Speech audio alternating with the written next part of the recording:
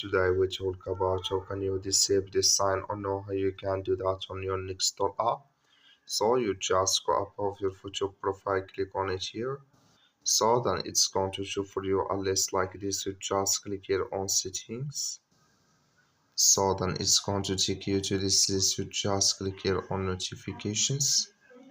Then it's going to take you to this list. You just switch into open with you here. So then it's going to show for you like this here. Then you just click here on my activity here. So you just click on it. Then it's going to take you to this list. Just scrolling down here. So include font here mentions here in posts or comments. Can you disable it here for email and here for app? Then here for next door notifications, just click on it. Like you see color, it's gone. That's mentions in posts on comments notifications disable with us now.